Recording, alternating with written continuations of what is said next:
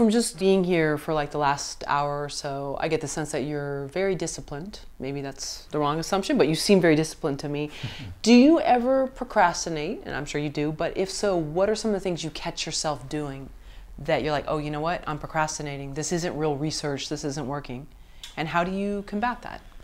Well, I think social media is certainly kind of, such a, big part of our daily lives today. So for me, is managing that, trying to be, connected to it in the sense that you can communicate with people, but not, let it steal all your hours away. For me, that's kind of a big thing. Time management, for me, is kind of like a lot of artists and storytellers out there working in Los Angeles. There's so many people out there who are talented and who have great ideas, but they've got their survival job. They've got auditions, or they've got, families, and they've got dogs to walk and kids to care for, and so all those things are not excuses. They are real parts of people's lives, and I think that's the thing that I've had to try to explain to my family and friends about the work that I do, the work that a lot of my friends do, the work that a lot of the people that do. People say, well, how do you deal with the rejections? And I say, well, I can deal with the rejections. That's just part of it, but it's really the time management, trying to figure out which meetings are important to take, and which jobs that you have to kind of turn down because it's not inspiring or whatever, so social media is a big thing that gets in the way. Having to pay rent is a big thing that gets in the way, having to find money to do grocery shopping is to get, all the things that kind of get in the way for everybody,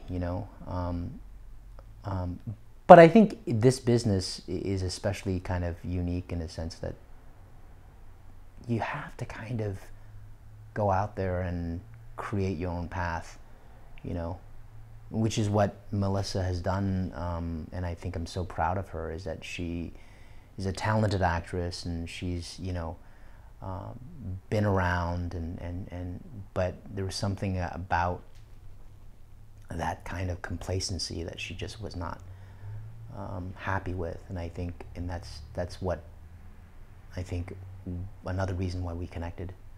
I know you wrote for filmcourage.com in 2011, I think. Was it for Night Dream Blues? Right. Might have been for that, and I know that got a lot of hits.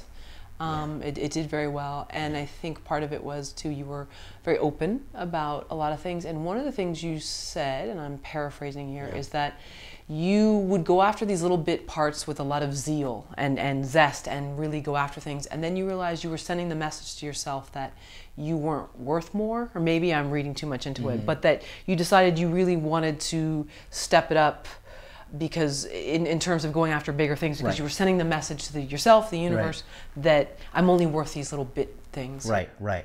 Yeah, and I think that's an interesting topic, because I wrote about that from the perspective of being a minority actor, where parts are not kind of coming down to me as often, and when they do, they're not as interesting.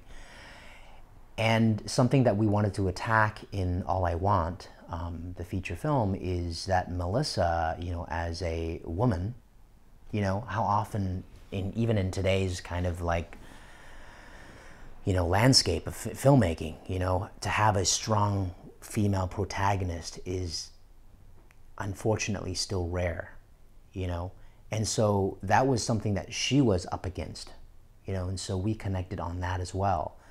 And so I think part of the reason why she wanted to kind of embark on this journey was because as a female actress, storyteller, she was not kind of getting access to the kind of stories that she felt she was really interested in telling. Oftentimes the female role is kind of just, the girlfriend who is upset at the main character, blah, blah, blah. And she wanted more than that, and I think that was something that, you know, that we talked about during this film, was really kind of making this film really have strong female characters.